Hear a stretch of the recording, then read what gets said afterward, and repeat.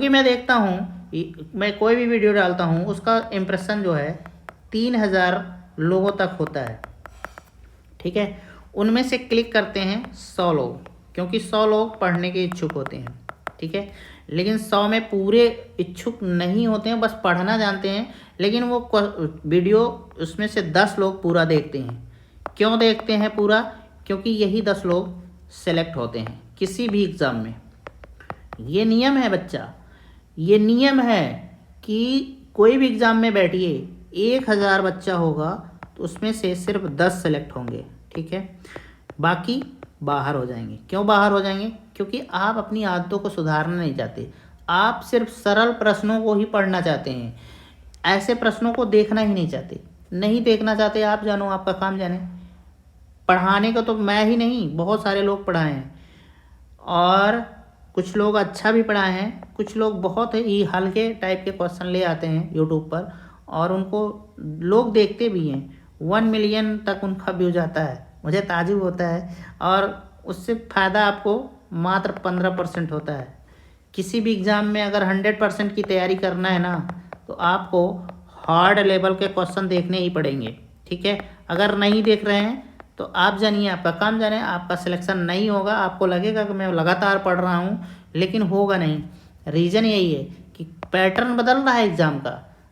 भाई बच्चे बहुत अच्छे अच्छे मिल जाते हैं, तो वो घटिया बच्चे को क्यों लेंगे? घटिया स्टूडेंटों को क्यों लेंगे? उनके पास सीट सीमित है, 100 ही सीट है, बैठ रहे हैं 1 लाख एग्ज़ाम में। भाई वो क्यों लेगा घटिया लोगों को? 100 लोगों को लेगा जो टॉप के लेवल के होंगे ना, जो विस्तार से पढ़ के आएंगे उनको लेगा, कि हमको तुमको लेगा जो छोटा मोटा क्वेश्चन पढ़ के जा रहे हैं? तो ऐसी मैं गलती मत करिए। मैं आप लोगों को बताता हूँ, लेकिन कोई देखता तो है नहीं, क्या किया जाए। चलिए ठीक है, अगला क्वेश्चन। नमस्कार, आप सभी का स्वागत है। इंडियन हिस्ट्री के अंतर्गत आज आप पढ़ेंगे प्राचीन भारत में स्थापत्य कला, और ये आपका 11वां क्लास होगा। आप जब भी पेपर देते हैं, स्थापत्य कला से कोई ना कोई क्वेश्चन आता है, और वहाँ क्वेश्चन काफ़ी गलत भी हो जाते हैं। यहाँ मैं आपको 100% गारंटी दूंगा, एक भी क्वेश्चन नहीं छूटेगा इसके अंतर्गत। स्थापत्य कला के अंतर्गत जितनी भी मंदिर, मूर्तियाँ, ये सब हैं, प्राचीन काल की बात मैं कर रहा हूँ अभी, क्योंकि आप एशियंट हिस्ट्री पढ़ रहे हैं। ठीक है, तो एशियंट हिस्ट्री के अंतर्गत ही मैं आपको बताऊंगा। बाकी मॉडर्न का जब मैं पढ़ाऊंगा तो मॉडर्न टाइम के बताऊंगा, लेकिन अभी आप एशियंट में, जो प्राचीन काल में आपके स्थापत्य कला से संबंधित जितने भी मंदिर हैं, ये सब चीज़ें मैं आपको पूरा करा दूंगा। यहाँ से एक भी क्वेश्चन आपका गलत नहीं होगा, चाहे आप पीसीएस देते हों, चाहे आप एसएससी देते हों, चाहे आप किसी भी एग्ज़ाम में ग्रुप डी का एग्ज़ाम देते हो, किसी भी एग्ज़ाम का। रेलवे फ़िलहाल अभी नहीं हो रहा है, लेकिन और भी परीक्षाएं ग्रुप डी की होती हैं, जैसे बहुत सारी परीक्षाएं हैं। ठीक है, क्लर्कियल जॉब है आपका, बहुत सारे हैं। तो आप अगर इच्छुक हैं तो इस वीडियो से जुड़ सकते हैं। पहला क्वेश्चन आपके सामने है, खजुराहो मंदिर स्थापत्य के निर्माण में सहयोगी थे। तो ये चंदेल था। चंदेल शासन जो है, इसका टाइम पीरियड जो है 950 से 1050 के ईस्वी के अंतर्गत आता है। ठीक है, इसी टाइम पीरियड में ये मंदिर बनवाए गए, अलग अलग राजाओं के द्वारा बनवाए गए। इसमें खजुराहो में लगभग 85 मंदिर बने हैं। ठीक है, इसमें आपका चंदेल पूछा जाएगा कि किस साम्राज्य के राजाओं ने बनवाया था। तो ये इम्पोर्टेंट है, इसको आप ध्यान में रखिएगा। खजुराहो मंदिर आपका है कहाँ? तो ये है छतरपुर। अब छतरपुर कहाँ है? तो ये है मध्य प्रदेश में। ठीक है, इतना आप ध्यान में रख सकते हैं इस क्वेश्चन के अंतर्गत। और खजुराहो मंदिर के अंतर्गत 2-3 मंदिर हैं, बहुत इंपॉर्टेंट हैं। एक है कंदरिया महादेव मंदिर, ये जो है 11वीं सदी में बना था, और कहा जाता है कि इसे विद्याधर ने बनवाया था। ठीक है, फिर बात आएगी, एक और मंदिर है मातंगेश्वर मंदिर। ठीक है, और इसे बनवाया था राजा धंग ने। और ये जो खजुराहो के मंदिरें हैं ना, ये यूनेस्को के अंतर्गत आती हैं। मतलब यूनेस्को जो है इसको संरक्षण प्रदान किया है, इसकी जिम्मेदारी उठाता है। इतनी बात आपको जाननी है। अब मैंने आपको पहले ही क्वेश्चन में सारा डिटेल दे दिया है, इससे संबंधित करीब 8 से 10 क्वेश्चन मिलेंगे और फटाफट उसको कराएंगे। चलिए अगला क्वेश्चन, खजुराहो का कंदरिया महादेव मंदिर किसने बनवाया? तो चंदेल शासकों ने बनवाया। और राजा कौन था? तो विद्याधर था। कब बनवाया था? 11वीं सदी में। और खजुराहो के मंदिर हैं कहाँ, किस जगह पर? तो ये है छतरपुर, छतरपुर मध्य प्रदेश में। अगला क्वेश्चन, किस राजवंश ने भारत का प्रसिद्ध खजुराहो का मंदिर दिए? तो यही आपका आंसर है, सी चंदेल। अगला, चंदेल राजाओं ने निर्माण करवाया था, तो खजुराहो की मंदिर का निर्माण करवाया था। अगला क्वेश्चन, खजुराहो के मंदिर संबंधित हैं, तो मैं आपको बता दूं, यहाँ पहली बात तो 85 मंदिर हैं, इसको मैं आपको बता चुका हूँ। इस 85 मंदिर में आपको मिलेंगे हिंदू धर्म से संबंधित मंदिर, हिंदू धर्म का मिलेगा और जैन धर्म का मिलेगा। हिंदू धर्म में आपके कुछ धर्म आ जाएंगे, जैसे शैव। शैव कौन है? जो भगवान शिव की पूजा करते हैं। और वैष्णव, जो भगवान विष्णु की पूजा करते हैं। तो इन दोनों की यहाँ मंदिर आपको मिलेगी। जैन धर्म से संबंधित मंदिर मिलेगी। आपको सिर्फ एक ही धर्म से संबंधित मंदिर नहीं मिलेगा, वो है बौद्ध धर्म से संबंधित। तो इस तरीके से आपका ऑप्शन सी सही हो जाएगा, हिंदू धर्म और जैन धर्म। अगला क्वेश्चन, किस वंश के राजाओं ने खजुराहो स्थित मंदिर का निर्माण करवाया था? चंदेल। अगला, खजुराहो का मातंगेश्वर मंदिर समर्पित है, किसको समर्पित है? तो ये भगवान शिव को समर्पित है। मैंने इसके बारे में बताया था शुरुआत में ही कि मातंगेश्वर मंदिर जो है राजा धंग के समय में बना था और ये मंदिर जो है नागर शैली में। निम्नलिखित में से कौन सा मंदिर खजुराहो में नहीं है? कंदरिया महादेव मंदिर ये है, 64 योगिनी ये भी है, दशावतार यही नहीं है, चित्रगुप्त ये भी है। अगर दशावतार यहाँ नहीं है तो ये है कहाँ? तो ये है देवगढ़। देवगढ़, ललितपुर। ललितपुर आप सभी जान गए होंगे कि कहाँ है, तो उत्तर प्रदेश में है। ठीक है, ये जो मंदिर है ना गुप्तकालीन है। जो भी हमारा वीडियो देखे होंगे वो गुप्त काल टाइम पीरियड को जानते होंगे कि गुप्त टाइम पीरियड क्या था। तो ये 5वीं 6ठी शताब्दी में बना था, सती में। ठीक है, क्योंकि गुप्त पीरियड जो था 270 या 75 से लेकर 550 ईस्वी के मध्य रहा गुप्त पीरियड। गुप्त पीरियड आप जानते ही हैं कि गुप्त साम्राज्य का संस्थापक कौन था? श्रीगुप्त था। ठीक है, इसमें बहुत सारे इंपॉर्टेंट राजा हुए, चंद्रगुप्त द्वितीय हुए, समुद्रगुप्त हुए। ठीक है, ये इतने इंपॉर्टेंट हैं कि आपको हिस्ट्री के काफ़ी कुछ क्वेश्चन यहीं से कवर कर लेते हैं। फिलहाल यहाँ बात उठी गुप्त साम्राज्य की, तो मैं थोड़ा सा आपको नॉलेज रिवीजन करा दिया। मैं इसके बारे में डिटेल में बता चुका हूँ।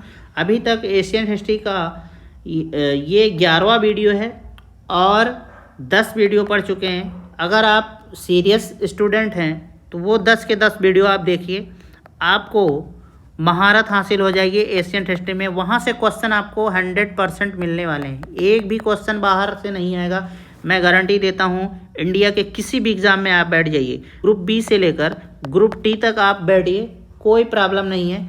यहाँ तक कि मैं कहता हूँ ग्रुप ए के भी काफ़ी क्वेश्चन कवर हो जाते हैं 50%। ठीक है, अगला क्वेश्चन, मुरैना के समीप स्थित 64 योगिनी मंदिर के संदर्भ में निम्नलिखित कथनों पर विचार कीजिए। यह कच्छप घात राजवंश के शासनकाल में निर्मित एक वृत्ताकार मंदिर है, ये सही है। आपका जो पुराना संसद था भारतीय संसद, इसी का प्रतिरूप था।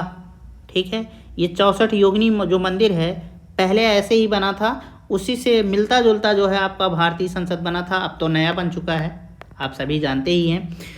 अब बात करते हैं, यह भारत में निर्मित एकमात्र वृत्ताकार मंदिर है, तो नहीं, ऐसा नहीं है। लेकिन हाँ, बहुत कम मात्रा में, बहुत कम संख्या में वृत्ताकार मंदिर भारत में मिलते हैं। इसका उद्देश्य इस क्षेत्र में वैष्णव पूजा पद्धति को प्रोत्साहन देना था, तो ऐसा नहीं है। इसके डिजाइन से यह लोकप्रिय धारणा बनी कि यह भारतीय संसद के भवन के प्रेरणा स्रोत रहा, तो ये बात सही है। तो इस तरीके से आपका ऑप्शन जो है कौन सा सही होगा? सी सही होगा, 1 और 4। अब थोड़ा डिटेल में बात कर लेते हैं। 64 योगिनी मंदिर मध्य प्रदेश के मुरैना ज़िले के पडावली के पास मितावली गांव में स्थित है। तो आप ध्यान में रख सकते हैं कि मितावली गांव है, ठीक है, वहीं पर ये है। कौन सी मंदिर? 64 योगिनी मंदिर। इस मंदिर का निर्माण जो है कच्छप घात राजवंश के शासक देवपाल ने करवाया था। दूसरा ऑप्शन आपका था वृत्ताकार मंदिर का। तो ये मंदिर जो है आपका सही बात है, बहुत ही कम संख्या में वृत्ताकार मंदिर मिलती है, लेकिन ऐसा भी नहीं है कि यही एक मंदिर है वृत्ताकार का, इसलिए ये ऑप्शन आपका गलत हो जाता है। और ये वृत्ताकार मंदिर जो है ना 100 फीट ऊंची पहाड़ी पर बना है, ठीक है। इसे इकट्ठसो महादेव मंदिर भी कहा जाता है। इसको आप याद रख सकते हैं कि 64 योगिनी मंदिर को इकट्ठसो महादेव मंदिर भी कहा जाता है। तो अब आपको पता चल रहा है इकट्ठसो महादेव मंदिर, महादेव समझ ही रहे हैं भगवान शिव, और यहाँ दिया है वैष्णव पूजा। वैष्णव जो है भगवान विष्णु से संबंधित है, तो इसीलिए ये वाला ऑप्शन आपका गलत था। यहाँ जो है ये भगवान शिव की मंदिर है, ठीक है। फिर इसके डिजाइन से संबंधित बात मैंने आपको पूरा डिटेल दे ही दिया है। अगला क्वेश्चन, सूची 1 एवं सूची 2 का मिलान कीजिए तथा दिए गए कूट का प्रयोग करते हुए सही उत्तर का चयन कीजिए। तो मैं मिलान कर देता हूँ। स्तूप जो है सांची से संबंधित है, आप सभी जानते ही हैं, ये आपका मध्य प्रदेश में है। फिर बात आती है चित्रकारी की, तो ये बाघ की गुफा में हुआ है, बहुत ही फेमस है यहाँ की चित्रकारी। कनिष्क की सिरविहीन मूर्ति, ये मथुरा से मिली थी। और दशावतार मंदिर, इसके बारे में मैंने पूरा डिटेल दिया था कि ये आपका उत्तर प्रदेश में है, ठीक है, ये भी उत्तर प्रदेश में है, ठीक है। तो इस तरीके से आपका ऑप्शन जो है बी सही है, 2, 1, 4, 3। अगला क्वेश्चन, निम्नलिखित में से कौन सा विश्व धरोहर स्थल वर्ल्ड हेरिटेज साइट नहीं है? खजुराहो मंदिर आपका है, भीमबेटका भी है, और सांची के स्तूप, ये तीनों हैं। यही मांडू का महल वर्ल्ड हेरिटेज साइट में शामिल नहीं है। और ये सारे कहाँ हैं? मध्य प्रदेश में ही है, ठीक है। ये तीनों जो हैं आपके एमपी जो है ना, विरासत के मामले में बहुत ही धनी है, बहुत ज़्यादा धनी है। यहाँ आपको एक से एक बढ़कर चीज़ें मिलेंगी, हर धर्म से संबंधित। मंदिर स्थापत्य के बारे में निम्नलिखित में से कौन से कथन सत्य हैं? स्वतंत्र आधार चूना पत्थर के मंदिरों का उद्भव जो है गुप्त काल में माना जाता है, ये बात सही है। लाड़खा जो कि एक प्रारंभिक मंदिर है, बादामी के चालुक्य से संबंध है, ये भी बात सही है।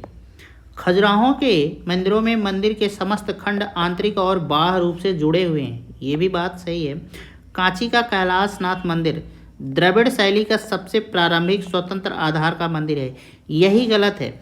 ये द्रविड़ शैली में ये मंदिर है आपका, लेकिन कह रहा है कि सबसे प्रारंभिक जो स्वतंत्र आधार का शैली था ये है, ऐसा ये नहीं है। ये ऐसा भी नहीं है कि शुरुआती जो द्रविड़ शैली थी उसमें बना है, ऐसा नहीं है। ये द्रविड़ शैली का बना है, लेकिन विकसित द्रविड़ शैली में बना है, ठीक है। इतना आप जानते रहिए। अगर मैं बात करूं कि इस कैलाश मंदिर को बनवाया किसने था, तो पल्लव कालीन शासक थे नरसिंह वर्मन द्वितीय, और इन्हें राज सिंह भी कहते हैं। तो इन्होंने ही इस मंदिर को बनवाया था, ठीक है। अगला क्वेश्चन, निम्नलिखित में से किसका शिखर द्रविड़ शैली में बना हुआ है? तो ये आपका ऑप्शन बी सही होगा, ग्वालियर का तेली मंदिर बना हुआ है, ठीक है। ये जो तेली मंदिर है ना, इसका जो शिखर है, शिखर द्रविड़ शैली में है, जबकि इसकी नक्काशियाँ एवं मूर्तियाँ उत्तर भारतीय शैली में हैं। उत्तर भारतीय शैली से मतलब है नागर शैली, क्योंकि उत्तर भारत में नागर शैली की ही मूर्तियाँ मिलती हैं, ठीक है। और इसकी जो वास्तु शैली है ये हिंदू और बौद्ध दोनों धर्म से मिलता है। तो ये था इस क्वेश्चन का डिटेल। आई होप आपको समझ में आ गया होगा। अगला क्वेश्चन, निम्नलिखित में से किस केंद्र में 100 से अधिक बौद्ध गुफाएं हैं? तो ये आपका ऑप्शन कन्हेरी है। ये कन्हेरी ये कहाँ है? तो महाराष्ट्र में मुंबई शहर के पश्चिमी क्षेत्र में बसे बोरीवली के उत्तर में संजय गांधी राष्ट्रीय उद्यान के जंगलों के भीतर कन्हेरी की गुफाएं स्थित हैं। यहाँ 109 गुफाएं उपलब्ध हैं, जिनका निर्माण पहली शताब्दी ईसा पूर्व में किया गया था। इन गुफाओं में अधिकांश बौद्ध मठ हैं, जो बौद्ध भिक्षुओं के निवास, अध्ययन और ध्यान के लिए बने थे। तो आपको ये जानकारी मिलती है संजय गांधी राष्ट्रीय उद्यान जहाँ है उसी के अंदर ये कन्हेरी की गुफाएं आपको मिलेंगी, ठीक है। और इसका निर्माण जो है 1ली शताब्दी ईसा पूर्व में, मतलब कब, कनिष्क के टाइम पीरियड के लगभग, ठीक है। कनिष्क के बारे में मैं पढ़ा चुका हूँ, पूरा डिटेल में बताया हूँ कनिष्क के शासनकाल के बारे में, ठीक है। तो अभी इनके बारे में चर्चा नहीं करेंगे, लेकिन अब 1ली सदी की बात आ रही थी तो उस समय का ये इम्पोर्टेंट राजा था, इसलिए मैं आपको बता दे रहा हूँ। अगला क्वेश्चन, आबू का जैन मंदिर किससे बना है? तो ये संगमरमर से बना है और इसे बनवाया था बिमल शाह ने, पहली बात। दूसरी बात, बिमल शाह था कौन? तो ये जो है चालुक्य उस समय जो गुजरात की इनकी शाखा थी उनकी बात हो रही है, ये गुजरात की शाखा थी, ठीक है। तो वहीं का ये शासक था, शासक नहीं था, मतलब सामंत था, और ये भीमदेव प्रथम का सामंत था।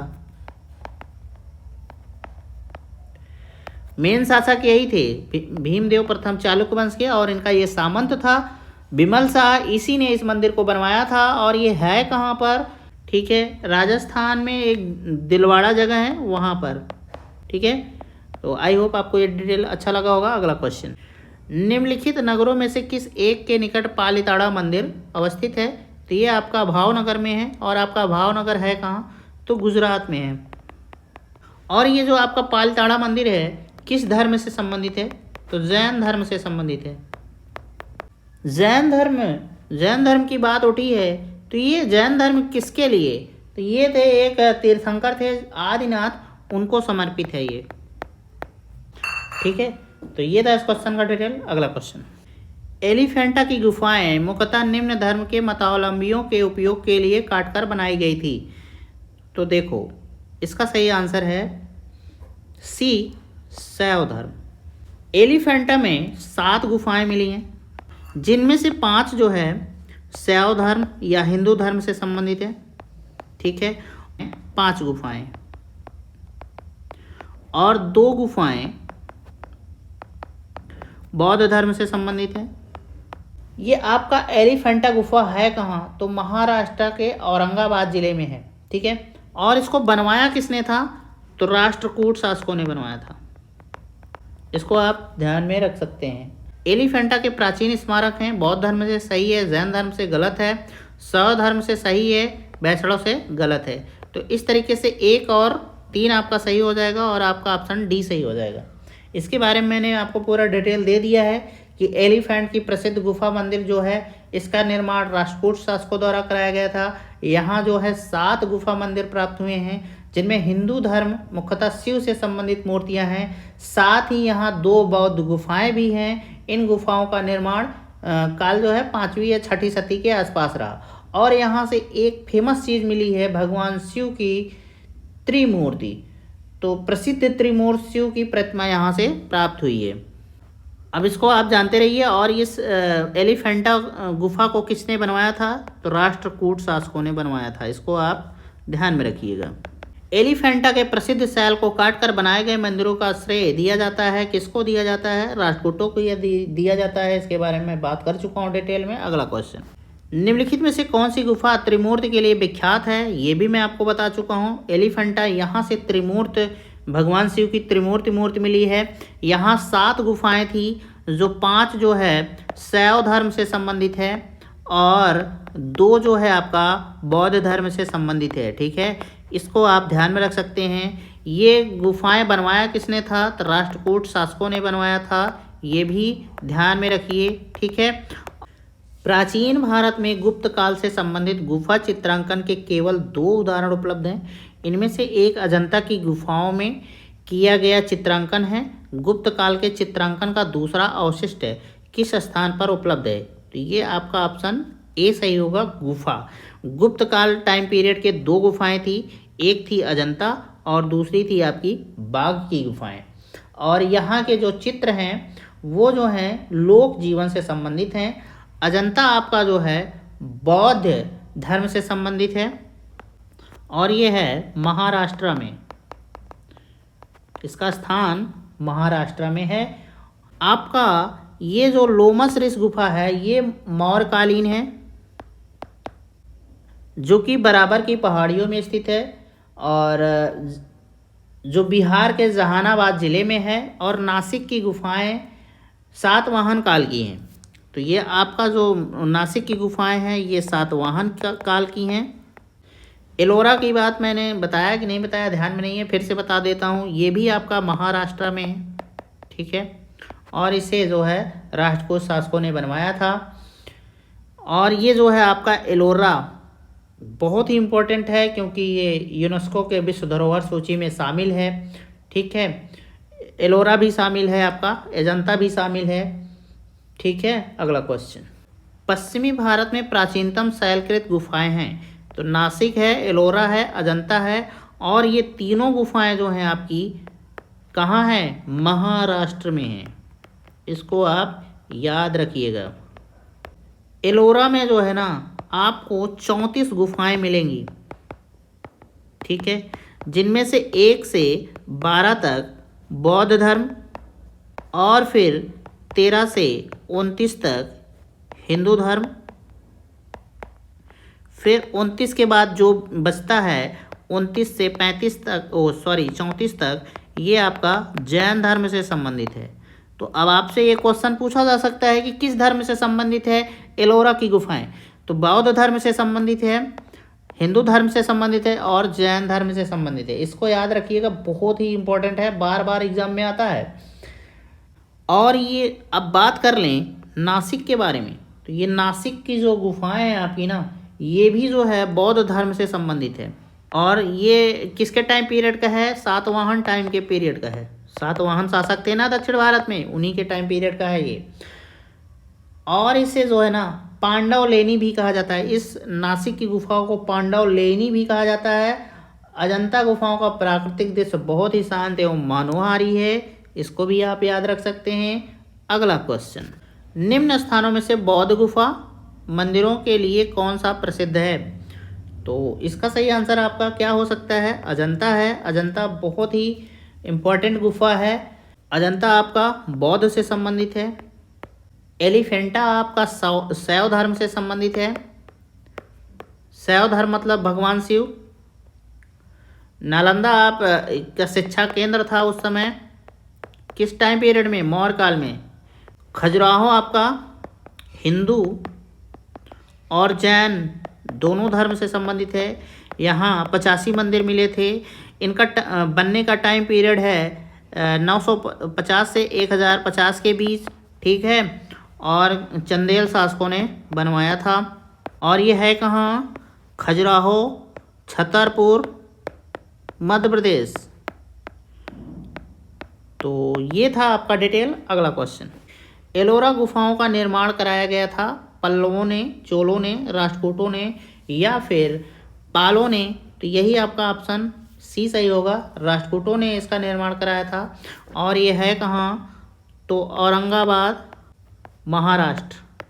ये गुफाएं मैं आपको बार बार बता चुका हूँ कि अपने शैलकृत स्थापत्य के लिए विश्व प्रसिद्ध हैं। ऐसी आपको चित्रकलाएं कहीं भी देखने को नहीं मिलेंगी, अगर मिलेंगी तो सिर्फ भारत की चित्र गुफाओं में मिलेंगी। और ये 1983 में, कब? 1983 में यूनेस्को की विश्व धरोहर सूची में शामिल की गई थी। अगला क्वेश्चन, भारतीय शिला वस्तु के इतिहास के संदर्भ में निम्नलिखित कथनों पर विचार कीजिए। बादामी की गुफाएं भारत की प्राचीनतम अवशिष्ट शैली की गुफाएं हैं। ये गलत है, क्योंकि जो प्राचीनतम विशिष्ट शैली की बात करें ना तो वो भीमबेटका की है गुफाएं। और ये है कहाँ? मध्य प्रदेश में है भीमबेटका आपका, ठीक है। बराबर की शैलकृत गुफाएं सम्राट चंद्रगुप्त मौर्य द्वारा मूलतः आजीविकों के लिए बनवाई गई थी। ये भी गलत है, ये अशोक के द्वारा बनवाई गई थी। एलोरा में गुफाएं विभिन्न धर्मों से के लिए बनाई गई थी, यही आपका सही है। तो इस तरीके से आपका ऑप्शन सी सही होगा 3। एलोरा के गुहा मंदिर संबंधित हैं हिंदू धर्म से, बौद्ध धर्म से, जैन धर्म से। तो ये आपका ऑप्शन डी सही हो जाएगा, तीनों से संबंधित है। मैंने आपको बताया था कि यहाँ 34 गुफाएं हैं, जिनमें 1 से 12 तक बौद्ध धर्म से संबंधित है और 13 से 29 तक आपका हिंदू धर्म से संबंधित है और फिर 30 से 34 के बीच जैन धर्म से संबंधित है। और यहाँ आपको तीनों मिल रहा है, तो इसलिए आपका तीनों ऑप्शन सही होगा। एलोरा की जो गुफाएं हैं आपकी, मैं इसके बारे में चर्चा कर चुका हूँ। ये है औरंगाबाद में। औरंगाबाद आपका है कहाँ? तो वो है महाराष्ट्र में। और इसका निर्माण किसने कराया था इस गुफा का? तो राष्ट्रकूट शासकों ने करवाया था। ठीक है, अब इससे ज़्यादा क्या जानकारी दूं। 1983 में इसे विश्व धरोहर सूची में शामिल किया गया। तो ये था इस क्वेश्चन का डिटेल। आई होप आपको अच्छा लगा होगा। अगला क्वेश्चन, एलोरा में गुफाएं और शैलकृत मंदिर हैं बौद्धों के, बौद्ध और जैनों के, हिंदू और जैनों के, बौद्ध जैन। और तो ये आपको इसके बारे में पूरा डिटेल दे चुका हूँ कि हिंदू भी है, बौद्ध भी है, जैन भी है। एलोरा की गुफाएं, और इसको राष्ट्रकूट शासकों ने बनवाया था। 1983 में इसे विश्व धरोहर सूची में शामिल किया गया। ये औरंगाबाद महाराष्ट्र में स्थित है। इससे ज़्यादा आपको जानने की कुछ ज़रूरत नहीं है। अगला क्वेश्चन, बौद्ध, हिंदू एवं जैन शैलकृत गुहाएं एक साथ विद्यमान हैं। तो ये आपका एलोरा में विद्यमान है। ये औरंगाबाद महाराष्ट्र में है। इसे राष्ट्रकूट शासकों ने बनवाया था। यहाँ 34 कुल गुफाएं हैं, जिनमें 1 से 12 तक बौद्ध धर्म है, 13 से लेकर 29 तक हिंदू धर्म की गुफाएं हैं, और 30 से लेकर 34 तक जैन धर्म की गुफाएं हैं। अगला क्वेश्चन, निम्नलिखित में से कौन एक शैलकृत स्थापत्य का उदाहरण है? तो कैलाश मंदिर एलोरा है। एलोरा के बारे में मैंने आपको पूरा डिटेल दिया कि ये औरंगाबाद महाराष्ट्र में स्थित है। राष्ट्रकूट शासकों ने बनवाया। यहाँ 34 जो हैं आपको गुफाएं मिलेंगी, जिनमें से 1 से 12 तक बौद्ध धर्म है, 13 से 29 तक हिंदू धर्म है, और 30 से 34 तक जैन धर्म है। यहीं पर आपको कैलाश मंदिर मिलता है, बहुत ही फेमस है, और ये स्थापत्य के दृष्टि से आश्चर्य माना जाता है। और ये मंदिर आपका द्रविड़ शैली में है, और इस मंदिर का निर्माण करवाया था कृष्ण प्रथम ने। ठीक है, और ये किस वंश से संबंधित थे? तो राष्ट्रकूट शासक थे ये। राष्ट्रकूट वंश का स्थापना किसने करवाया था? तो दंत दुर्ग ने करवाया था। ये मैं बताना भूल गया, आपको थोड़ी सी जानकारी दे रहा हूँ। इसके बारे में पहले भी पढ़ा चुका हूँ, दंत दुर्ग के बारे में। जब आप पीछे की वीडियो आप जाएंगे चैनल पर, देखना चाहेंगे, नॉलेज लेना चाहेंगे, तो ये सब मैं पढ़ा चुका हूँ।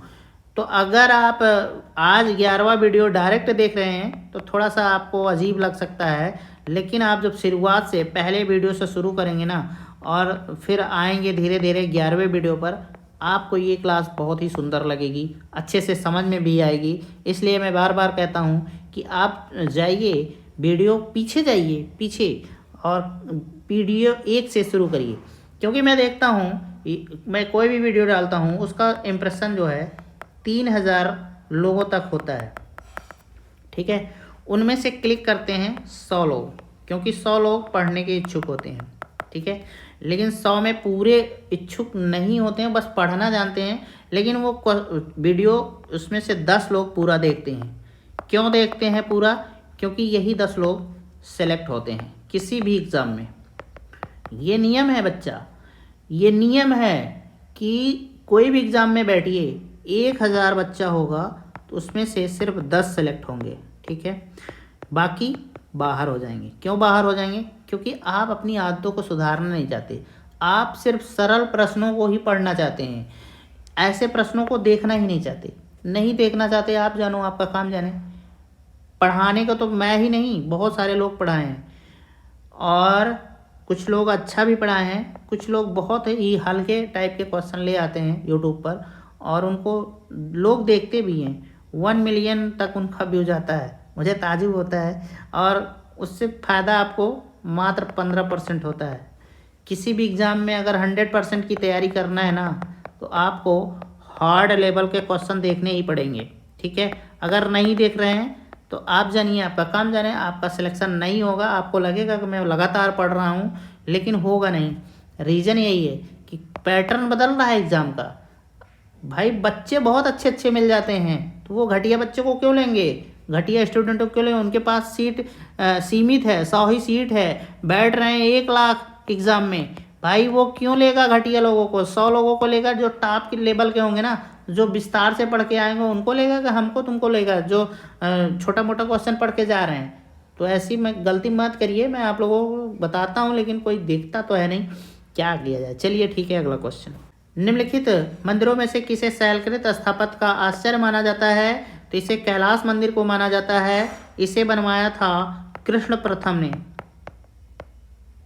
और ये किस वंश के थे? राष्ट्रकूट वंश के। ठीक है, याद रहेगा। और ये एलोरा आपका है कहाँ? तो औरंगाबाद। औरंगाबाद कहाँ है? महाराष्ट्र में। ठीक है, और इसे जो है 1983 में विश्व धरोहर सूची में शामिल किया गया। इसमें कुल कितनी गुफाएं हैं? 34। कितनी हैं? 1 से 12 तक बौद्ध, फिर 13 से लेकर 29 तक हिंदू, और फिर 30 से लेकर 34 तक जैन।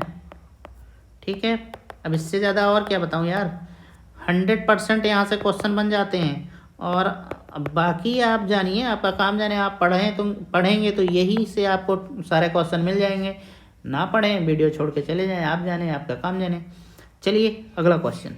किस वंश ने एलोरा के कैलाश मंदिर का निर्माण किया था? मैं बार बार बता चुका हूँ, अब नहीं बताऊंगा। राष्ट्रकूट। एलोरा के कैलाश मंदिर का निर्माण कराया था, किसने कराया था? तो राष्ट्रकूटों ने कराया था। एलोरा के प्रसिद्ध कैलाश मंदिर के निर्माण में कौन सा शासक वंश संबंधित रहा? तो वो राष्ट्रकूट था। अगला क्वेश्चन देखिए, ये क्वेश्चन बार बार रिपीट क्यों हो रहा है? क्योंकि मैं आपको बताना चाहता हूँ कि एक ही क्वेश्चन को कितने प्रकार से बना के पूछा जा सकता है आपसे एग्जाम में, और पूछा भी जाता है। ठीक है, अगर आप नहीं पढ़ते हैं, क्वेश्चनों को छोड़ देते हैं, आपको लगता है कि रिपीट हो रहा है, तो जाइए, कोई बात नहीं, बिल्कुल जाइए, खुशी से जाइए। एलोरा के प्रसिद्ध शिव मंदिर का निर्माण राष्ट्रकूट नरेश था। कौन था? कर्ण प्रथम था। अगला क्वेश्चन। एलोरा के कैलाश मंदिर का निर्माण किसने करवाया था? तो कर्ण प्रथम ने कराया था। अगला क्वेश्चन। किस धर्म को राष्ट्रकूटों का संरक्षण प्राप्त था? तो भाई देखो, बहुत ही मज़ेदार क्वेश्चन है। वैसे तो बात किया जाए तो राष्ट्रकूटों का संरक्षण ना ब्राह्मण धर्म को था, लेकिन साथ में जैनियों का भी था। ठीक है, जैन धर्म को भी संरक्षण इन्होंने दिया था, लेकिन ब्राह्मण धर्म का भी संरक्षण हुआ था। लेकिन एक खास बात, सबसे ज़्यादा विकास जैन धर्म का हुआ इस टाइम पीरियड में, और इस ब्राह्मण धर्म का विकास उतना नहीं हो पाया जितना होना चाहिए। अजंता एवं एलोरा की गुफाएं किस नगर में स्थित हैं? तो ये औरंगाबाद में है। औरंगाबाद कहाँ है? महाराष्ट्र में है। ठीक है, अजंता और एलोरा के बारे में मैंने आपको पूरी डिटेल दी है, तो मैं ऐसा करता हूँ कि आपको बताने की ज़रूरत नहीं पड़ेगी। एक चीज़ मैं आपको बता देता हूँ कि एलोरा में जो है कैलाश मंदिर है आपका, बहुत ही फेमस है ये, जिसका निर्माण राष्ट्रकूट शासक कर्ण प्रथम ने करवाया था। इसके बारे में भी मैंने आपको पूरा डिटेल दिया था। अगला, अजंता एवं एलोरा गुफाएं हैं, तो ये महाराष्ट्र में है। मैंने अभी आपको अभी बताया है कि महाराष्ट्र के किस जगह? तो औरंगाबाद। महाराष्ट्र के एक औरंगाबाद जिला है, वहाँ पर ये दोनों गुफाएं स्थित हैं। अगला क्वेश्चन। निम्नलिखित स्थानों में से किस एक में राष्ट्रकूटों द्वारा एलोरा पहाड़ियों में निर्मित गुफा मंदिर स्थित है? तो इसका सही आंसर आपका यही है, औरंगाबाद, महाराष्ट्र, और ये राष्ट्रकूट शासकों के द्वारा बनवाया गया। एलोरा में जो है आपका कैलाश मंदिर है, बहुत फेमस है, और कर्ण प्रथम ने बनवाया था, और कर्ण प्रथम जो है राष्ट्रकूट वंश के शासक थे। सूची 1 को सूची 2 से सम्मिलित कीजिए और नीचे दिए गए कूट से सही उत्तर का चयन कीजिए। एक तरफ आपका गुप्त मंदिर है, मतलब गुप्त मंदिर का मतलब है गुप्त शासन से संबंधित मंदिर, गुप्त टाइम पीरियड के मंदिर, और उनके स्थान दिए गए हैं। ईंट से निर्मित मंदिर, तो ये आपका है भीतरगांव में, उत्तर प्रदेश में है ये भीतरगांव आपका।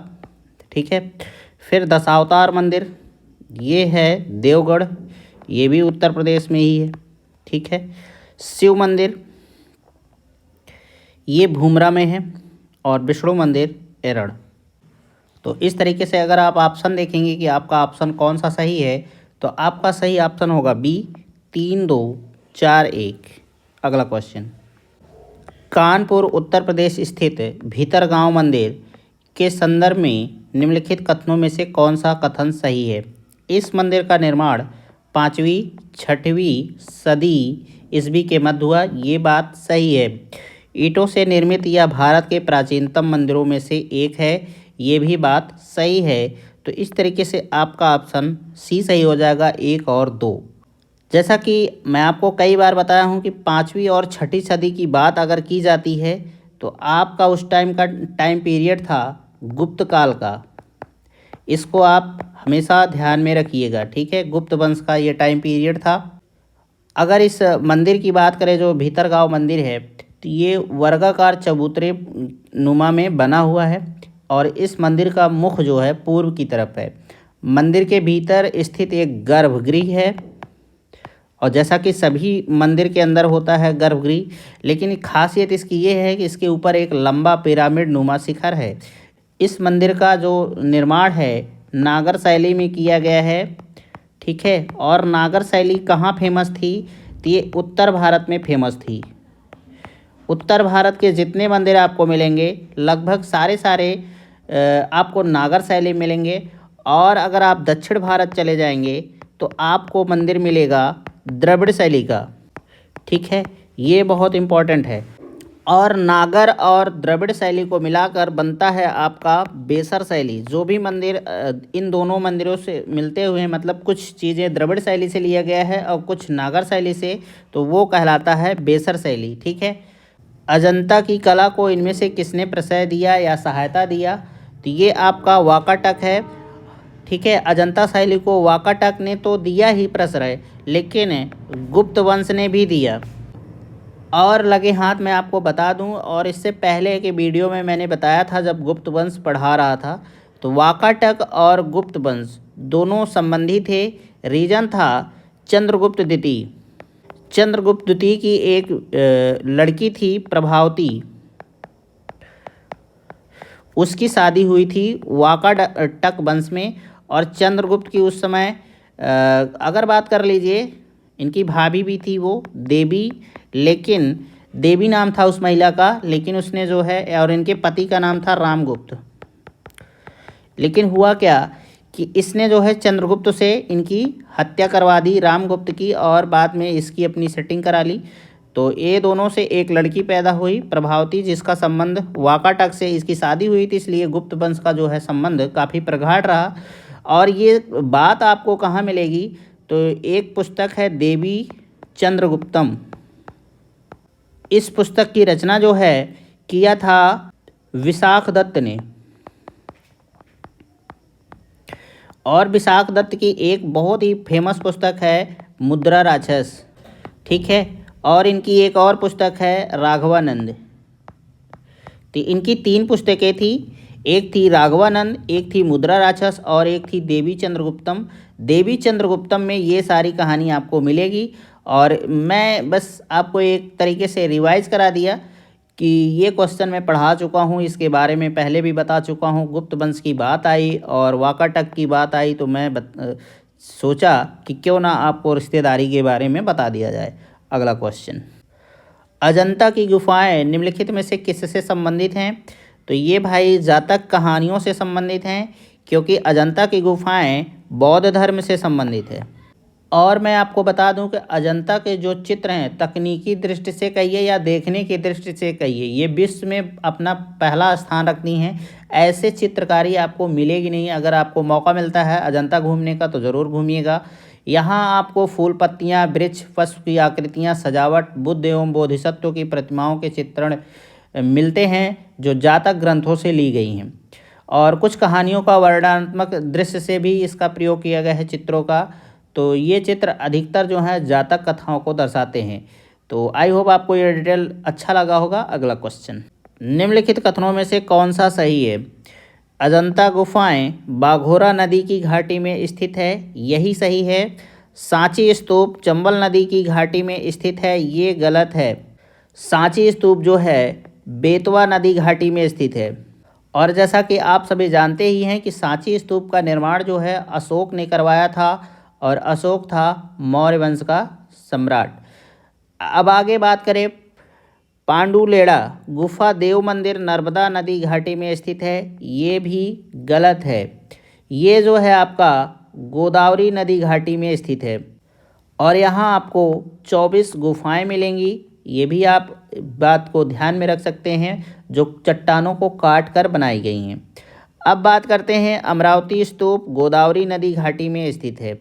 तो आंध्र प्रदेश के गुंटूर जनपद में जो कृष्णा नदी के तट पर स्थित अमरावती नामक स्तूप का निर्माण जो है सातवाहन वंश के शासक ने करवाया था। अब बात आपको समझ में आ रही है, गोदावरी नदी घाटी में ना होकर ये कृष्णा नदी के तट पर ये अमरावती स्तूप आपका है। तो इस तरीके से आपको समझ में आ गया होगा कि आपका बी क्यों गलत है, सी क्यों गलत है और डी क्यों गलत है, आपका ए क्यों सही है। अगला क्वेश्चन, निम्नलिखित ऐतिहासिक स्थलों पर विचार कीजिए। अजंता की गुफाएं, लेपाक्षी मंदिर और सांची स्तूप। उपयुक्त स्थलों में से कौन सा भित्ति चित्रकला के लिए प्रसिद्ध है?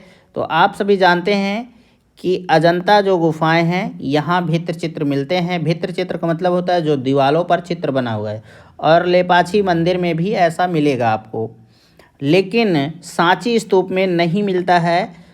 ठीक है, तो इस तरीके से आपका ऑप्शन जो है बी सही होगा, 1 और 2। जैसा कि आप सभी जानते हैं कि स्तूपों के चारों ओर जो तोरण बुद्ध के जीवन की घटनाओं तथा जातक कथाओं के चित्रों से भरे हैं और नीचे से ऊपर तक अलंकृत हैं। चूँकि तोरण स्तूप के भाग के रूप में नहीं माने जाते, इसलिए ये वाला ऑप्शन आपका गलत है। अगला क्वेश्चन, भारत की लोक चित्रकलाओं से संबंधित निम्नलिखित कथनों पर विचार कीजिए तथा सही उत्तर का चयन कीजिए। पहला कथन है, पट्टचित्र चित्रकलाओं की विषय वस्तु जगन्नाथ एवं वैष्णव संप्रदाय से प्रभावित है। ये बात सही है। मंजूषा चित्रकलाएं जूट एवं कागज के डिब्बों पर बनाई जाती थी। ये भी बात सही है। पिथौरा चित्रकलाएं गुजरात एवं मध्य प्रदेश की कुल जनजातियों द्वारा बनाई जाती थी। कुछ है यहाँ जनजातियों द्वारा बनाई जाती थी। तो यहाँ आपका तीनों सही होगा। कहने का मतलब, और ये जो आपका ऑप्शन में दिया गया है सभी चारों कथन सही है, ये गलत है।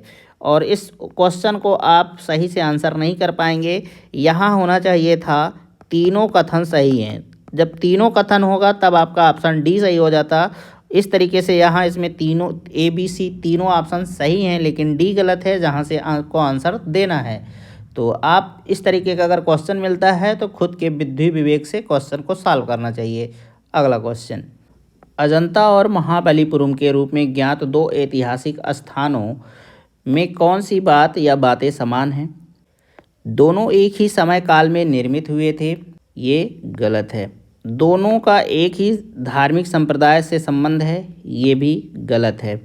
दोनों में शिलाकृत स्मारक हैं। यही बात सही है। और इस तरीके से आपका ऑप्शन बी सही होगा, केवल 3। जैसा कि आप सभी जानते हैं, अजंता जो है आपका महाराष्ट्र के औरंगा ज़िले में अजंता की पहाड़ी पर स्थित है, इसलिए इसे अजंता की गुफा कहा जाता है। इसका निर्माण ईसा पूर्व 2री शताब्दी से लेकर 7वीं शताब्दी ईस्वी तक हुआ था। 2री शताब्दी तक यहाँ हीनयान मत का प्रभाव था। ठीक है, इसमें हीनयान मत का प्रभाव था। इसके बाद जो है महायान मत का हो गया। बुद्ध एवं बोधिसत्वों की प्रतिमाओं में अजंता की गुफाएं बौद्ध धर्म द्वारा प्रेरित और उनकी करुणामय भावनाओं से भरी हुई हैं। शिल्पकला और चित्रकला से ओतप्रोत भी है। अजंता में स्थित मूर्तियां एकाश्म पत्थर पर निर्मित हैं। एकाश्म मतलब होता है कि एक ही पत्थर होगा और उसी में वो मूर्ति बना दी जाएगी काट छाँट कर। ठीक है, किसी दूसरे पत्थर का प्रयोग नहीं किया जाता है। सूची 1 को सूची 2 से सुमेलित कीजिए तथा नीचे दिए गए कूट से सही उत्तर का चयन कीजिए। एक तरफ आपका ये शहर दिए गए हैं, दूसरी तरफ जगहों के नाम दिए गए हैं कि कहाँ पर ये शहर थे पहले। तो हम्पी जो है आपका कर्नाटक में था। नागार्जुनकोंडा जो है ये आंध्र प्रदेश में था। और शिशुपालगढ़ जो है उड़ीसा में। और अरिकामेडु जो है आपका पुडुचेरी या पांडिचेरी कह लीजिए, यहाँ था। अरिकामेडु एक प्रकार का बंदरगाह भी था और ये बहुत ही फेमस था उस समय। तो इस तरीके से अगर आप ऑप्शन देखेंगे तो ए ऑप्शन सही होगा, 2, 3, 4, 1। अगला क्वेश्चन, कोणार्क का सूर्य मंदिर किसने बनवाया था? तो ये बनवाया था नरसिंह देव बर्मन ने। कोणार्क मंदिर आपका पुरी में है और ये 13वीं सदी में बना था। और कोणार्क को एक नाम और दिया जाता है ब्लैक पैगोडा, ठीक है। इसे ब्लैक पैगोडा के भी नाम से जाना जाता है, आप ध्यान में रखिएगा। कोणार्क का सूर्य मंदिर। एक मंदिर आपको और मिलेगा, मुंडेरा का सूर्य मंदिर। कभी भी आप कंफ्यूज मत होइएगा इससे। ये आपका कहाँ है, तो गुजरात में है, और ये आपका कहाँ है, तो उड़ीसा में है, ठीक है। इतना आप ध्यान में रखिएगा। एक है पूरब दिशा में और दूसरा है पश्चिम में। आई होप आपको ये डिटेल अच्छा लगा होगा। अगला क्वेश्चन, निम्नलिखित में से किसे काला या श्याम पैगोडा के नाम से जाना जाता है? इसके बारे में मैं आपको अभी बताया। कोणार्क सूर्य मंदिर, और इसे बनवाया था नरसिंह देव बर्मन ने, वो भी प्रथम, ठीक है। और ये बना था 13वीं सदी में। ब्लैक पैगोडा कहा गया है, किसे कहा गया है, तो कोणार्क के मंदिर को कहा गया है। कोणार्क के किस मंदिर को, तो सूर्य मंदिर को। सूर्य मंदिर ये आपका है कहाँ, पुरी में है। पुरी कहाँ, उड़ीसा, ठीक है। और इसे बनवाया किसने था, तो नरसिंह देव प्रथम ने बनवाया था, जिसे चोडगंग भी कहा जाता था। निम्नलिखित में से कौन सा सूर्य मंदिर है? लिंगराज मंदिर, महारानी मंदिर, कोणार्क मंदिर। यही आपका ऑप्शन सी सही होगा। बुढेरा का सूर्य मंदिर किस राज्य में स्थित है, तो ये गुजरात में स्थित है। मैंने इसके बारे में आपको डिटेल दी थी अभी कुछ देर पहले। और इसको बनवाया था किसने, सोलंकी वंश के राजा भीमदेव प्रथम द्वारा। और इस सोलंकी वंश को जो है चालुक्य वंश के नाम से भी जाना जाता है, लेकिन इसे गुजरात का चालुक्य वंश कहा जाता था, ठीक है। और एक आपका चालुक्य वंश कहाँ था उस समय, कर्नाटक में, ठीक है, जिसमें का एक पुलकेशिन द्वितीय जो बहुत ही फेमस शासक रहा इस वंश का, पुलकेशिन द्वितीय। तो ध्यान में रखिएगा। अगला क्वेश्चन, निम्नलिखित सूर्य मंदिरों में से कौन सा पाटन गुजरात में स्थित है? मैं बता चुका हूँ, वो है मोढेरा मंदिर, जिसका निर्माण सोलंकी वंश के शासक भीमदेव प्रथम ने करवाया था। लिंगराज मंदिर अवस्थित है, तो ये अवस्थित है आपका भुवनेश्वर में। भुवनेश्वर आपका है कहाँ, उड़ीसा में है। ये उड़ीसा की राजधानी भी है। और इस मंदिर की शैली जो है नागर है। और इस मंदिर का सबसे फेमस चीज़ क्या है, तो इसका शिखर है। इसका शिखर जो है 180 फुट ऊंचा है, ठीक है। तो ये आप ध्यान में रखिएगा। पहले आपका लिंगराज मंदिर हो गया, कहाँ है, ये उड़ीसा में ही है, लेकिन किस जगह, भुवनेश्वर में है। दूसरा एक फेमस मंदिर है कोणार्क का सूर्य मंदिर, और ये किस जगह पर है, तो ये है पुरी में, ठीक है। लेकिन ये भी आपका उड़ीसा में ही है। उड़ीसा में 2 फेमस मंदिर पाई जाती हैं, जिसका बार बार एग्ज़ाम में आपके घूम फिर के आता ही आता है। अब इस मंदिर को बनवाया किसने था, मैं आपको कई बार बताया कि कोणार्क का जो सूर्य मंदिर है नरसिंह देव बर्मन ने बनवाया था, ठीक है। उड़ीसा में नष्ट होने से बचे निम्नांकित मंदिरों में सर्वाधिक बड़ा और सबसे ऊंचा मंदिर कौन है? तो इसका सही आंसर है सी, लिंगराज मंदिर, क्योंकि इसका शिखर जो है 180 फीट है ऊंचा, ठीक है। और इसके शिखर पे जो है आमलक और कलश रखा गया है। और ये मंदिर जो है शुद्ध नागर शैली में है। तो इतना ही बताना है इसके बारे में। और इसके बारे में मैंने आपको बताया ही कि ये स्थित कहाँ है, ये भुवनेश्वर में है। और भुवनेश्वर आपका है कहाँ, उड़ीसा में है। जगन्नाथ मंदिर किस राज्य में है, तो ये आपका उड़ीसा में है। उड़ीसा में किस जगह, तो पुरी में। पुरी में आपका जगन्नाथ मंदिर है। और दूसरी मंदिर जो है वो है कोणार्क का सूर्य मंदिर। तो आप इसको याद रखिएगा कि पुरी में जो है आपका 2 मंदिर है, बहुत ही फेमस है। पहला हो गया जगन्नाथ और दूसरा हो गया कोणार्क का सूर्य मंदिर। दोनों ही इम्पोर्टेंट है, आपके एग्जाम में बहुत पूछा जाता है, ठीक है। इसको ध्यान में रखिएगा। अगला क्वेश्चन, भुवनेश्वर तथा पुरी के मंदिर किस शैली में निर्मित है, तो ये नागर में स्थित है, नागर शैली में। मैं आपको बता चुका हूँ कि पुरी में 2 मंदिर आपका मिलेगा, ठीक है। एक जगन्नाथ का मंदिर और दूसरा आपका जो है कोणार्क का सूर्य मंदिर। भुवनेश्वर में जो है आपका लिंगराज मंदिर है। तो ये था पूरा डिटेल। अगला क्वेश्चन, जगन्नाथपुरी मंदिर के गर्भगृह में भगवान जगन्नाथ, सुभद्रा एवं बलभद्र की मूर्तियां बनी हैं। तो ये बनी हैं लकड़ी की। ऐसी मान्यता है कि इन मूर्तियों का निर्माण स्वयं भगवान विष्णु द्वारा बढ़ई के रूप में किया गया था। अगला क्वेश्चन, अंकोर वाट का विष्णु मंदिर कहाँ स्थित है? तो ये स्थित है आपका कंबोडिया में। ये विष्णु मंदिर किसने बनवाया था? तो कंपुचिया के शासक सूर्यवर्मन द्वितीय ने बनवाया था। कब बनवाया था? तो इसका निर्माण 12वीं शताब्दी में हुआ था और ये मंदिर द्रविड़ शैली में है। विष्णु को समर्पित द्रविड़ शैली के यह विश्व का सबसे बड़ा हिंदू मंदिर है। तो अब आप बात को पूरा समझ गए हैं। देखिए, कंबोडिया को जो ना पहले प्राचीन काल में कंपुचिया ही कहा जाता था, ठीक है। और इस मंदिर को बनवाया किसने? सूर्यवर्मन द्वितीय ने बनवाया। और ये आपका है कहाँ? तो अंकोर वाट में है। और ये सूर्यवर्मन की राजधानी भी थी, लेकिन तब इसे अंकोर वाट नहीं बल्कि अंगकोर कहा जाता था, ठीक है। इसको आप ध्यान में रख सकते हैं। बनवाया किसने? तो सूर्यवर्मन द्वितीय ने। बता चुका हूँ कब बना, तो 12वीं शताब्दी में बना। और ये मंदिर है किस शैली में? तो द्रविड़ शैली में। इसको याद रखिएगा। ये भगवान विष्णु का मंदिर है, ये भी याद रख सकते हैं। और विश्व का सबसे बड़ा हिंदू मंदिर है ये। तो यहाँ से आपको 3-4 क्वेश्चन बनते हुए मिलते हैं, तो इसको आप ध्यान से समझ लीजिए। अगला क्वेश्चन, अंकोर वाट मंदिर समूह किस देश में स्थित है? तो ये स्थित है कंपुचिया में। और मैंने अभी अभी आपको बताया था कि कंपुचिया प्राचीन नाम किसका है? तो ये कंबोडिया का प्राचीन नाम था, ठीक है। और यहाँ भगवान विष्णु की सबसे बड़ी मूर्ति है, मंदिर है विश्व में।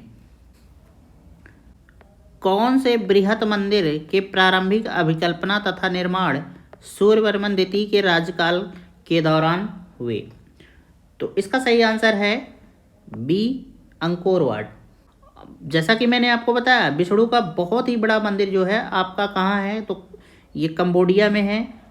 कंबोडिया में कहाँ, किस जगह? तो अंकोर वाट, ठीक है। और इसको सूर्यवर्मन द्वितीय ने बनवाया था 12वीं शताब्दी में। सब कुछ बता चुका हूँ, क्वेश्चन बस रिपीट हुआ है। अगला क्वेश्चन, बोरोबुदुर स्तूप कहाँ स्थित है? तो ये आपका जावा में स्थित है। जावा है कहाँ? तो ये है आपका इंडोनेशिया में। ये इंडोनेशिया का एक द्वीप है जावा, ठीक है।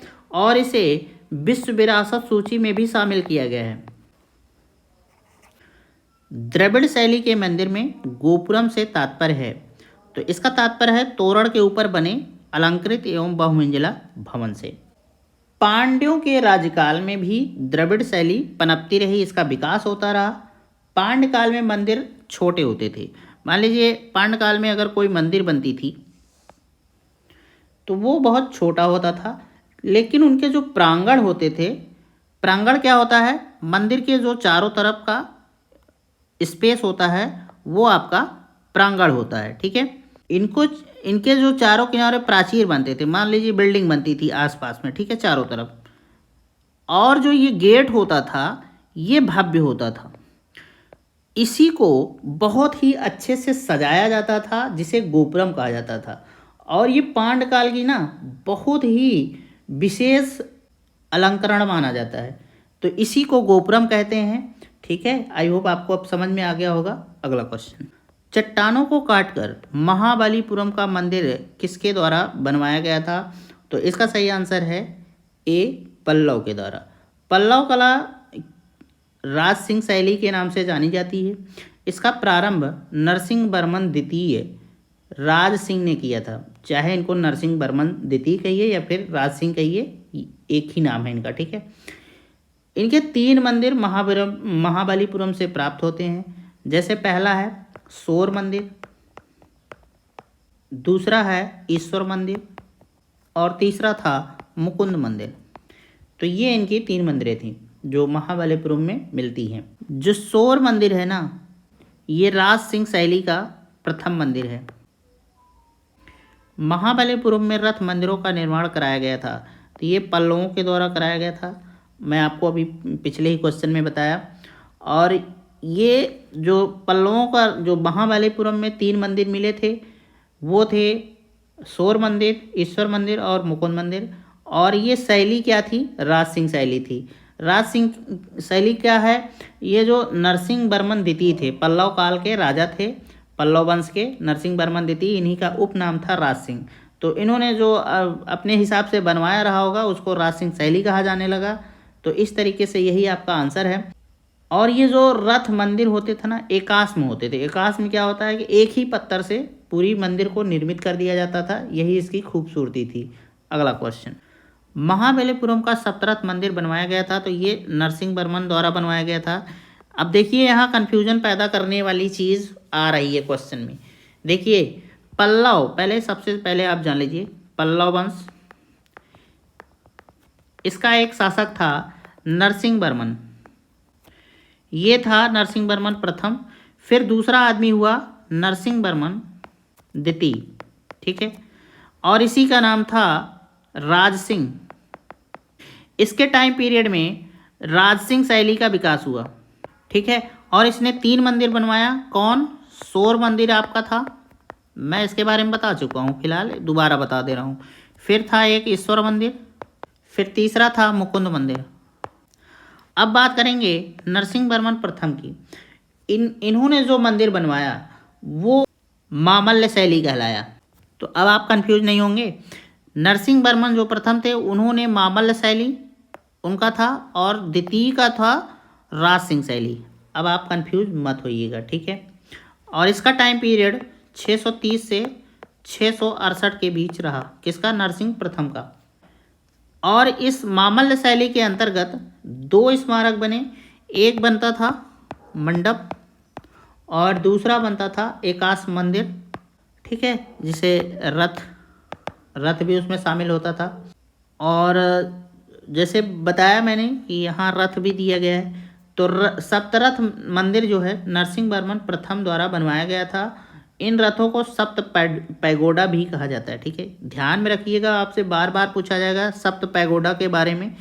तो आप यही जो सप्त रथ मंदिर है इसी को कहते हैं सप्त पैगोडा मंदिर, और इसे बनवाया था नरसिंह वर्मन प्रथम ने, और ये पल्लव वंश का राजा था। अगला क्वेश्चन, महाबलीपुरम के रथ मंदिरों का निर्माण किसने कराया था, तो ये नरसिंह वर्मन प्रथम ने कराया था, और ये थे पल्लव वंश के शासक, ठीक है। और इस जो रथ मंदिर है इसको कहा क्या जाता था, सप्त पैगोडा भी कहा जाता था। और ये स्थित कहाँ था, तो महाबलीपुरम, और महाबलीपुरम को मामल्लपुरम भी कहा जाता है, ठीक है। तो इसको ध्यान में रखिएगा। मामल्लपुरम एक प्रकार की शैली भी थी इनकी, नरसिंह वर्मन की, और जो द्वितीय हुए थे उनकी, नरसिंह वर्मन द्वितीय की बात कर रहा हूँ, उनकी जो थी वो शैली जो थी उनकी राज सिंह शैली थी। अगला क्वेश्चन, मामल्लपुरम में रथ स्मारकों के निर्माण के निम्नलिखित में से कौन उत्तरदायी है, तो पल्लव वंश है, इसके बारे में पूरा डिटेल दे चुका हूँ। अगला क्वेश्चन, निम्नलिखित में से कौन सा रथ मंदिर सबसे छोटा है, तो सबसे छोटा द्रौपदी का रथ मंदिर है, ठीक है, और सबसे बड़ा धर्मराज रथ मंदिर है। और ये सब मंदिर जो हैं आपके ये मामल्ल शैली में है, ठीक है, और सबसे बड़ा आपका यही है, सबसे छोटा है ये द्रौपदी मंदिर। ये सिंपल बना हुआ है और इसमें ज़्यादा कुछ किया नहीं गया है, और सबसे बड़ा मंदिर ये है आपका धर्मराज का मंदिर, ठीक है। अगला क्वेश्चन, निम्नलिखित मंदिरों को कालानुक्रम में व्यवस्थित कीजिए और नीचे दिए गए कोड से सही उत्तर का चयन कीजिए। तो देखिए मैं आपको डायरेक्ट आंसर बताऊंगा, ये है। अब टाइम पीरियड जान लेते हैं। सप्त पैगोडा जो है मैंने आपको बताया था, ये क्या है, ये किस शैली में, मामल्ल शैली में, और इसका टाइम पीरियड जो है 640 से 674 ईस्वी के मध्य। और महाबलीपुरम का तटीय मंदिर जो है ये राज सिंह शैली का है, और इसका टाइम पीरियड था 674 से 800 ईस्वी। बृहदेश्वर मंदिर जो है आपका, ये इसके बारे में मैंने पूरा डिटेल दिया था, और इसे राजराज प्रथम के समय में बनवाया गया था, ठीक है, और आपका राजराज ने बनवाया था। और ये गंगा चोलपुरम जो आपका मंदिर है ये बनवाया था राजेंद्र प्रथम ने। तो सबसे पहले आपका ये वाला आएगा, ठीक है, फिर उसके बाद आएगा आपका महाबलीपुरम का, फिर बृहदेश्वर आएगा, फिर आएगा गंगईकोंड चोलपुरम का। अगला क्वेश्चन, सूची 1 को सूची 2 से सुमेलित करना है तथा नीचे दिए गए कूट से सही उत्तर का चुनना है। हाँ, स्थान ये है और ये स्मारक है आपका। अब बात करें एलिफेंटा, एलिफेंटा में है क्या, तो यहाँ जो है आपको मिलेगा गुफा, ठीक है। श्रवण बेलगोला क्या है आपका, तो ये है आपका मूर्ति, ठीक है। फिर खजुराहो, खजुराहो में आपको मंदिर मिलेंगे और सांची में आपको स्तूप मिलेगा। तो इस तरीके से आपका 3 4 2 1 यही ऑप्शन सही होगा। अगला क्वेश्चन, निम्नलिखित जोड़ों में किसका सुमेल है, सही सुमेल है, तो देखिए आपका यही ऑप्शन सही है, सिर्फ खजुराहो मंदिर चंदेल। बाकी जैसे एलोरा की गुफाएं हैं तो ये कई राजाओं के टाइम पीरियड में बना था, अलग अलग राजाओं के टाइम में बना था, तो इसलिए ये आपका गलत है। मीनाक्षी मंदिर जो है किसके द्वारा बनवाया गया था, तो पल्लवों के द्वारा ना बनवाकर पांड्यों के द्वारा बनवाया गया था। और ये आपका महाबलीपुरम का मंदिर जो है पल्लवों के द्वारा बनवाया गया था। अगर आपको इस तरीके का ऑप्शन मिलता है तो आपको यही सी वाला ऑप्शन आपका सही होगा, ठीक है। अगला क्वेश्चन, सूची 1 को सूची 2 से सुमेलित कीजिए और नीचे दिए गए कूट का सही प्रयोग करके उत्तर देना है। बैजनाथ धाम किसके लिए जाना जाता है, तो भगवान शिव के लिए जाना जाता है। सारनाथ जो है किसके लिए जाना जाता है, तो गौतम बुद्ध जी के लिए जाना जाता है और उनका प्रथम प्रवचन भी हुआ था। सारनाथ आप जानते ही हैं कि वाराणसी में है, ठीक है। दिलवाड़ा का मंदिर जो है ये जैन में है, जैन मंदिर का है और इसे बिमल शाह ने बनवाया था, ठीक है। बद्रीनाथ जो है भगवान विष्णु का मंदिर है, ठीक है। तो इस तरीके से आपका ऑप्शन कौन सा सही होगा, 2 3 1 4। अगला क्वेश्चन, सुमेलित कीजिए। सुमेलित चलिए करते हैं। पहला, सूर्य मंदिर कहाँ है, कोणार्क में है, एक मुंडेरा में है, वो गुजरात में है, लेकिन यहाँ कोणार्क दिया गया है तो हम लोग उसी पर लगाएंगे। और ये कोणार्क आपका है कहाँ, तो पूरी उड़ीसा, ठीक है। फिर है लिंगराज मंदिर है आपका, ठीक है, ये आपका है भुवनेश्वर में और ये भी उड़ीसा में ही है, जानते ही हैं आप सभी। फिर हवा महल आपका जयपुर, ये आपका राजस्थान है, ठीक। गोमतेश्वर की प्रतिमा ये कर्नाटक में है, ठीक है। तो इस तरीके से आपका ऑप्शन सही कौन सा होगा, 2 4 3 1। अगला क्वेश्चन, निम्नलिखित में से कौन सा सूर्य मंदिर के लिए विख्यात है, अरसवल्ली, अमरकंटक, ओंकारेश्वर, तो यही आपका पहला सही है और इस तरीके से आपका ऑप्शन केवल एक सही होगा। अरसवल्ली की अगर हम बात करें तो ये भारत के आंध्र प्रदेश में है और आपके मन में ये उठ सकता है कि इसे किसने बनवाया, तो इसे 7वीं सदी में कलिंग राजवंश के शासक देवेंद्र वर्मा ने बनवाया था। अब ओंकारेश्वर मंदिर की अगर हम बात करें तो ये मध्य प्रदेश के खंडवा जिले में स्थित है और ये भगवान शिव के 12 ज्योतिर्लिंगों में से एक है। अब अगर हम बात करें अमरकंटक की तो ये नर्मदा और सोन और जोहिला नदी का उद्गम स्थान भी है और ये मध्य प्रदेश के अनूप जिले में स्थित है, ठीक है। तो ये था इस क्वेश्चन का डिटेल। आई होप आपको अच्छा लगा होगा। अगला क्वेश्चन, सूची 1 को सूची 2 से सुमेलित कीजिए तथा नीचे दिए गए कूट का सही उत्तर चुनिए। तो नालंदा जो है आपका जानते ही हैं, फेमस है, विश्वविख्यात है, विश्वविद्यालय था ये। फिर सारनाथ, अशोक स्तंभ और भगवान गौतम बुद्ध का यहाँ प्रथम प्रवचन भी हुआ था, ठीक है। सांची स्तूप के लिए फेमस है और कोणार्क जो है सूर्य मंदिर के लिए फेमस है। तो इस तरीके से आपका ऑप्शन 2 1 4 3 होगा, यही उत्तर होगा। अगला क्वेश्चन, प्राचीन नगर तक्षशिला निम्नलिखित में से किनके बीच स्थित है, तो ये सिंधु और झेलम के बीच स्थित है। जैसा कि आप सभी जानते हैं कि तक्षशिला विश्वविद्यालय भी था और ये शिक्षा का केंद्र था, इसीलिए फेमस था। अगला क्वेश्चन, सोनगिरी जहाँ 130 जैन मंदिर बने हुए हैं किसके सन्निकट है, किसके नज़दीक है, तो ये दतिया के नज़दीक है।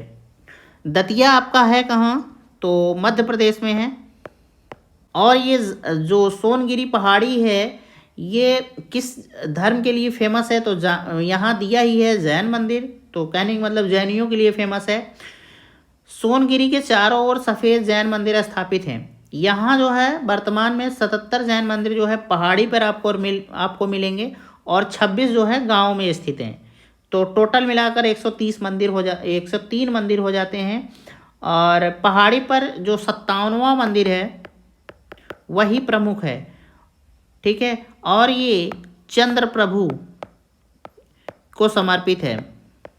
ये भी जैनी ही थे, ठीक है, तो कंफ्यूज मत होइएगा। अगला क्वेश्चन, सोनगिरी का ऐतिहासिक दिगंबर जैन तीर्थस्थल स्थित है। मैं आपको बता चुका, मध्य प्रदेश दतिया के नज़दीक है, ठीक है, यहीं पर है। और यहाँ कितने मंदिर हैं? 103 हैं, 77 पहाड़ों पर हैं और 26 जो हैं गाँवों में हैं।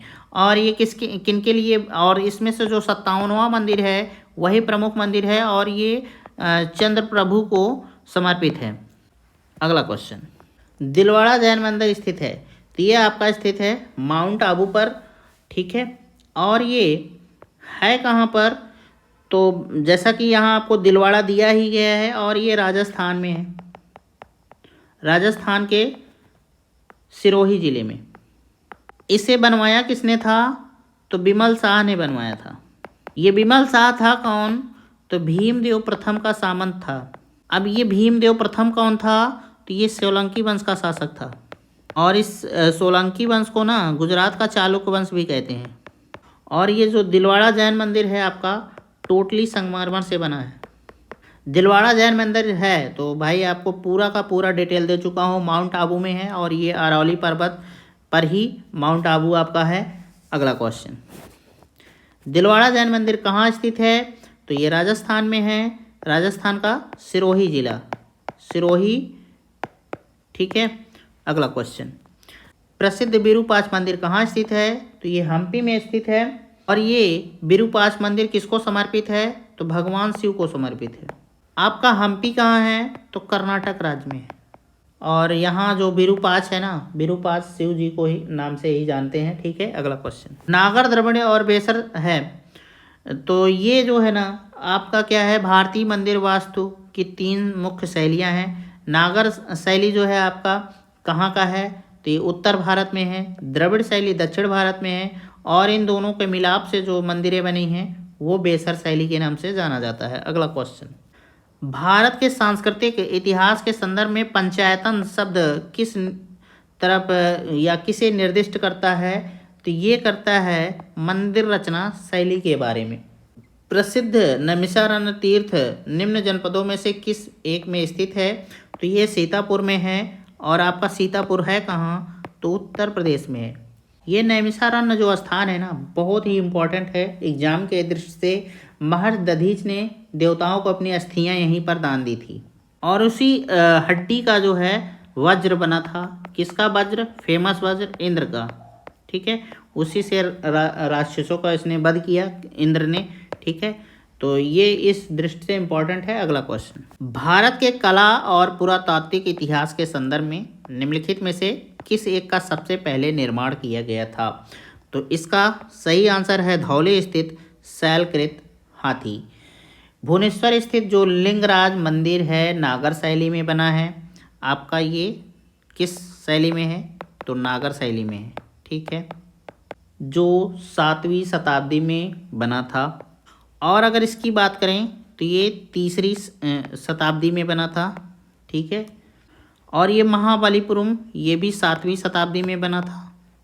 और ये जो उदयगिरी का वराह मूर्ति है ये मान के चलिए कि 5वीं 6वीं शती में बना था।